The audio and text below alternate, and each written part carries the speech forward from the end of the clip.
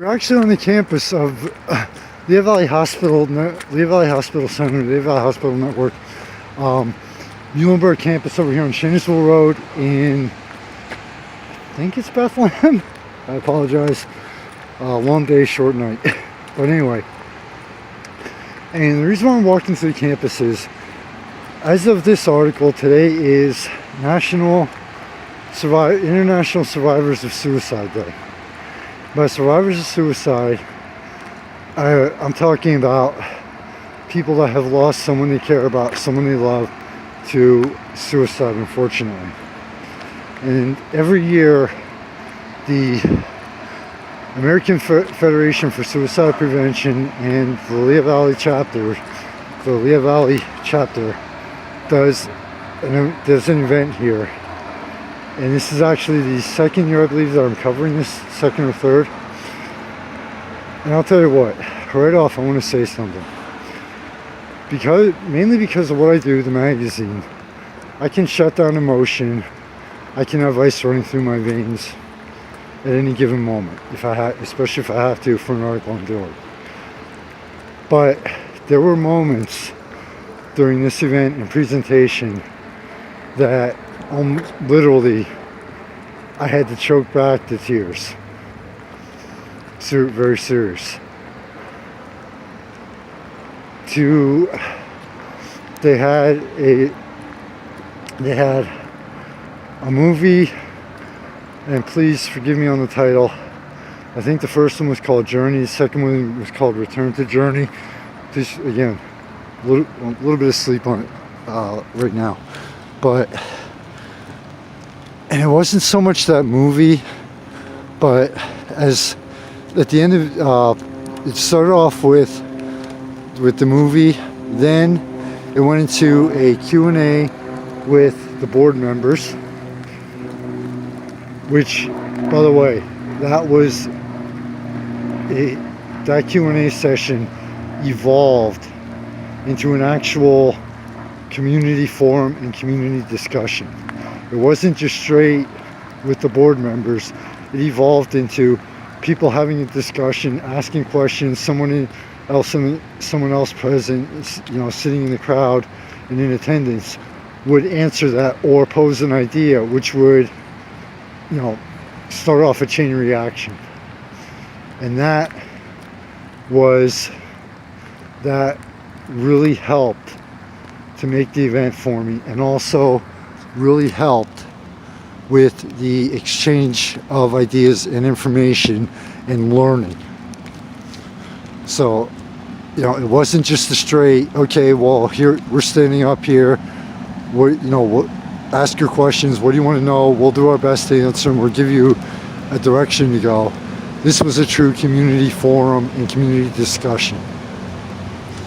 Then after that, there was a slideshow with music presentation and for people that lost their lives to suicide.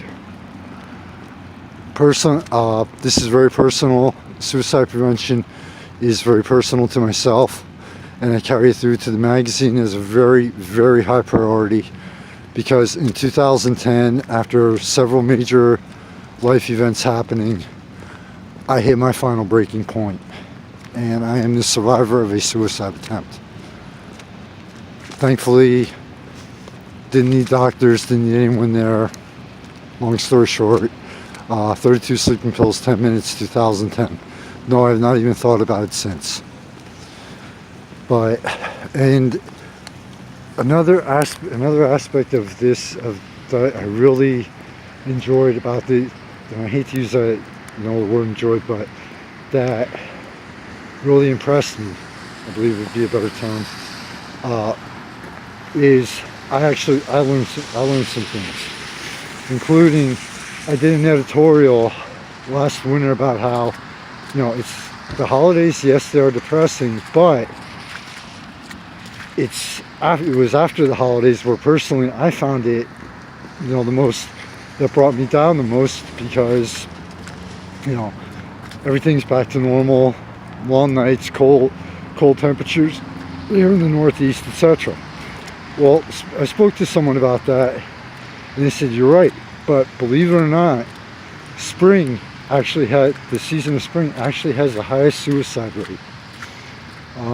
Another thing that I found interesting that I learned is first responders, police, EMTs, paramedics, firefighters, and the military are among the highest rates of suicide. Honestly, I didn't exactly figure that. I figured it would be high. I just didn't realize it would be that high. So for myself, it was a very educational and learning experience. The slideshow, at points, no joke, I had to swallow hard at 2 or 3 times to keep my cool and stay focused.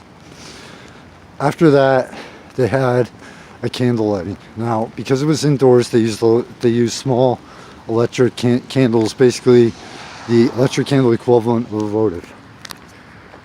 And almost every single person in that room got up, lit a candle, said the name of the person they remembered, I apologize, and gave a little bit of a story about that person. In the past 4 years, I have covered a lot of events. Everything from local bands to politics, you name it. Pretty much just about a little bit of everything. Interviewed a lot of people. And there's only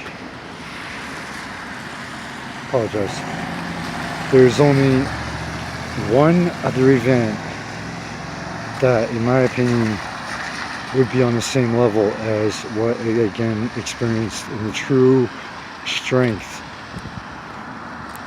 passion, and humanity of the people that went up there and lit the candles. There's only one other event and type of event I've been to that would be on the same level. And there were I have a very high respect for people's privacy and to protect their privacy. So there was no photos, no videos, just like last year. But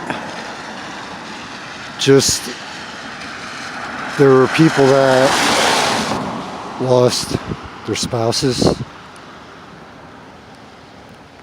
boyfriends, girlfriends, significant others, friends to suicide. Some, they had mental illness, shall we say, and I really hate to use that term, depression, etc. Others, they're left wondering what happened. Why? And it doesn't just, and the sheer strength it took to get up there and in tears and tell everyone about the person they were remembering and lighting that candle for. It's beyond what a lot of people could do, honestly. Thankfully, I've never lost someone to suicide. But 10 years ago, I did lose my wife. It wasn't suicide, it wasn't a violent crime. So I know what it's like to lose someone you love unexpectedly. Suicide, you don't hear about in the media unless somebody does it or someone encourages another person to do it. You rarely hear about it. It's just something that isn't talked about. It's still in 2017 isn't really talked about. The statistics that they gave from the CDC, 90% of suicide victims do have mental illness or, depression, mental illness, depression, PTSD, etc. But you have people like myself who,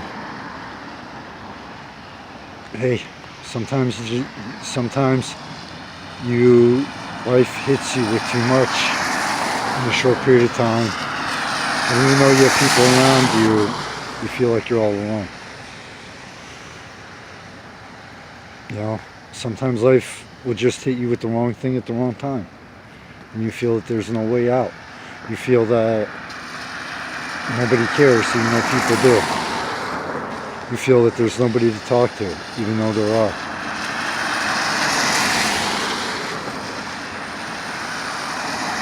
But like I said, this one, I was there to support everyone and to do this article. And it was very difficult for me. There were moments where it was very difficult for me to do my job and just keep the emotions out of it, stay neutral and objective.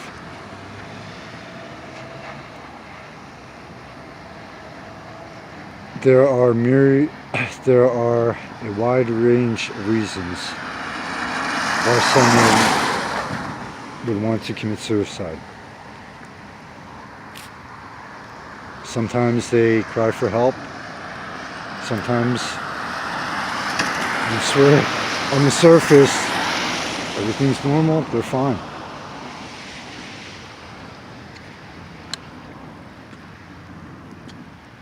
But if you do go into the AFSP site, learn about some of the signs and etc. And just the people you love and care about, never for one moment let them doubt how you feel about them. You'd be surprised what a difference the smallest thing can sometimes make. And if you have a chance, there is a suicide out of the darkness suicide prevention walk every year in a lot of areas across the country. Last year I attended 2016. I covered the one here in the Lehigh Valley. There's one down in Philadelphia, and if there isn't one in your area, start one up. If there's no support groups for suicide and survivors of suicide, and even if you don't know anyone, try to get one started up in the area. Again, you can go into the AFSP's website and learn. That's the best thing you can do. From just outside, from literally right next to Mulenberg, Lehigh Valley Hospital Network, Mulenberg campus, Michael Phoenix, founder and staff of Serial Real City, online magazine and its predecessor, Valley and Beyond.